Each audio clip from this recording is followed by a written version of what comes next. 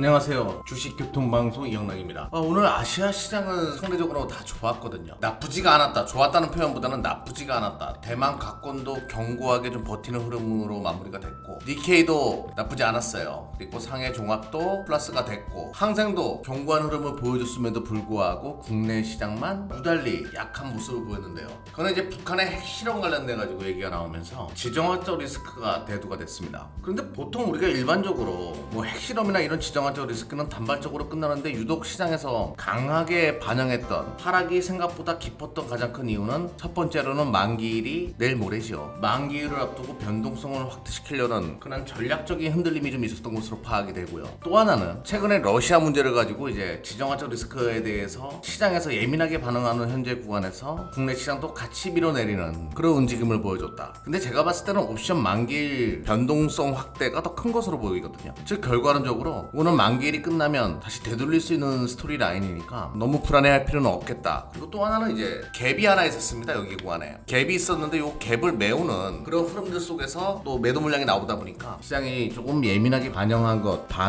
이런 정도로만 파악을 하시면 될 것 같고요. 근데 제가 긍정적으로 보는 거는 국내 증시에서 이 러시아 재건 관련된 종목들의 흐름이 좋다는 얘기죠. 러시아 재건과 연결되는 종목들의 흐름이 좋다. 차트만 잠깐 좀 어느 정도 본다라고 하면요, 서암기계공업이나 뭐 이런 것들이 하나씩 치고 나가던 것들은 다 그런 움직임이죠. 이런 것들이 계속 강한 흐름을 보여주고 있고, 뭐 이런 테마주로 하자는 얘기는 아니고요. 여러분들에게 말씀드리는 요지는 서암기계공업, 풍구 이런 것들 계속 강한 흐름을 보여주고 있고, 오늘은 GNC 에너지 이런 것들, 세림, BNG 이런 것들이 또 상한가 언저리까지 올라가면서 강한 흐름을 보여주는데요. 이런 개별주 장세가 만들어진다는 것은 러시아 재건과 엮이면서 러시아발 문제도 곧 해소될 수 있다라는 기대감이 있어요.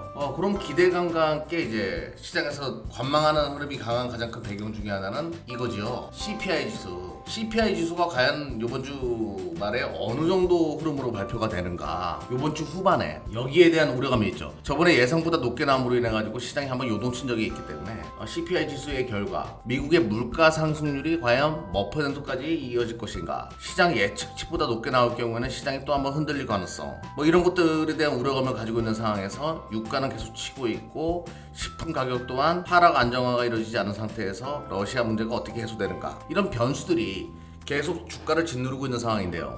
근데 생각보다 이런 일정을 앞두고도 미 시장도 흐름이 견고하고 다른 아시아 국가들 견고한 것으로 봤을 때는 시장에서는 어느 정도는 감내하겠다, 어느 정도는 주가에 반영되어졌다라고 판단하는 투자들도 있는 것으로 파악이 되거든요. 즉 국내 시장 오늘 북한의 핵실험 등등 이런 지정학적 변수로 인해 가지고 흔들었지만 다 만기의 전략이고, 시장은 CPI 지수에 대한 걱정도 갖고 있지만 한번 겪었기 때문에 내성이 생겼다. 그러면 어떤 전략을 잡아야 될까요? 시장이 흔들 때 너무 두려워할 필요는 없다. 이미 주식을 보유하고 있는 분들 같은 경우에는요. 그리고 신규로 내가 주식을 사 모으고자 하는 분들은 뭐 이런 조정을 통해 가지고 내가 사고자 했던 종목들을 점진적으로 접근하는 전략은 여전히 유효하다. 너무 쫄지 말자, 이렇게 말씀드리면서 오늘 방송 마무리 짓도록 하겠습니다.